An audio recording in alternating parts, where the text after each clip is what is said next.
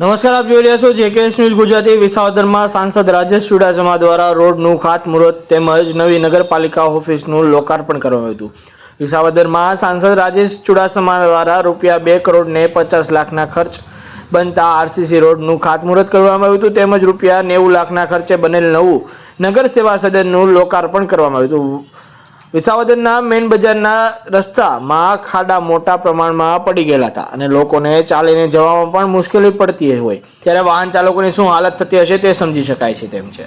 ત્યારે રોડ રસ્તા અંગેની લોકોની અવારનવાર રજૂઆત તેમજ આમ આદમી પાર્ટી દ્વારા નગર પંચાયત ઓફિસે હલ્લાબોલ કરેલ અને જો 10 દિવસમાં રોડનું કામ ચાલુ નહીં થાય તો વિસાવદર બંધ સહિતના કાર્યક્રમ આપવાના હતા। ત્યારે વિસાવદર નગરપાલિકા દ્વારા જૂનાગઢના સાંસદ રાજેશ ચુડાસમા દ્વારા વિસાવદરના સરદાર ચોકની કનૈયા ચોક તેમજ રામજી મંદિર તેમજ રેલવે સ્ટેશન સુધીના ₹2 કરોડ 50 લાખના આરસીસી રોડનું ખાતમુહૂર્ત કરવામાં આવ્યું હતું। ટૂંક સમયમાં રોડનું કામ ચાલુ થશે અને નવા રોડ બનશે ત્યારે વિસાવદરના લોકોને ખાડા ખબડાવાળા રોડથી મુક્તિ મળશે। આ તકે સાંસદ દ્વારા ₹90 લાખના ખર્ચે બનાવેલ નગર સેવા સદન પણ લોકો માટે ખુલ્લું મૂકવામાં આવેલ હતું। ખાતમુહૂર્ત કાર્યક્રમમાં સાંસદ રાજેશ ચુડાસમા તેમજ માજી ધારાસભ્ય હર્ષદ રીબડિયા તેમજ ભાજપના પદાધિકારી તેમજ વિસાવદર નગર પંચાયતના વહીવટદાર તેમજ મામલતદાર તેમજ ઇન્ચાર્જ પ્રાંત અધિકારી ચીફ ઓફિસર તેમજ સહિતના અધિકારીઓ અને પદાધિકારીઓ હાજર રહ્યા હતા। જેકેએસ ન્યૂઝ સાથે હરેશ મહેતા, વિસાવદર।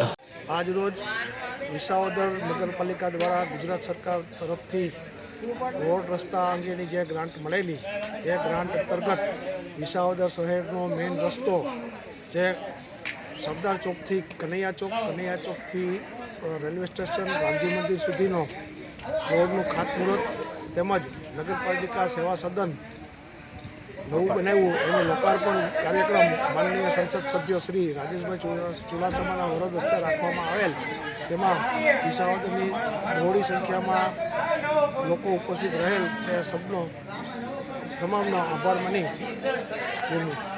આજે વિસાવદર શહેરના મુખ્ય માર્ગના ખાતમુહૂર્ત તેમજ વિસાવદર સેવા સદનના લોકાર્પણ પ્રસંગે આજે મોટી સંખ્યામાં વિસાવદર શહેરીજનો ઉપસ્થિત રહ્યા।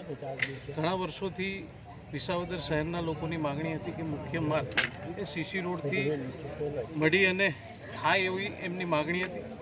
આદરણીય મુખ્યમંત્રી શ્રી ભૂપેન્દ્રભાઈ પટેલનો ખૂબ ખૂબ આભાર માનું છું કે જેમણે 2 કરોડથી પણ વધારે રકમ મંજૂર કરી અને આ સીસી રોડ બનાવવા માટેની મંજૂરી આપી એ બદલ એમનો ખૂબ ખૂબ આભાર માનું છું। વિસાવદરના લોકોને એમનું સેવાનું કેન્દ્ર એટલે કે સેવા સદન આજે એમનું લોકાર્પણ થયું છે। આવનારા સમયમાં લોકો આ સેવા કેન્દ્રના માધ્યમથી પોતાની સુખ સુવિધાઓ પ્રાપ્ત કરી શકે અને એટલા માટે આજે એમનું પણ લોકાર્પણ કરવામાં આવ્યું।